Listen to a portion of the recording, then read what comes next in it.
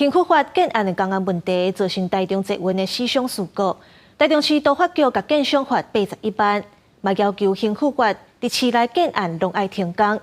想袂到昨下晡去查，却发现一搭工地无照实停工，所以佫加罚27万。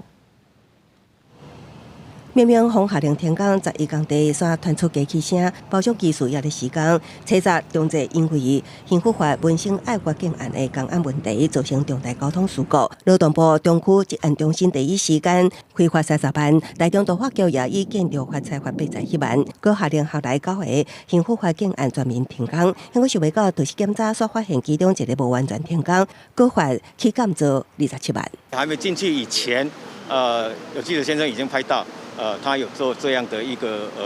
局部的在做施工，所以我们认为他并没有完全停工哦，所以这一部分我们会依照建筑法予以裁罚，我们后续会再来做一个稽查。建案公安引起严重事故，不过这并不是刑法法头一摆发生公安事故。 是还在建筑的工地，我们比较担心会有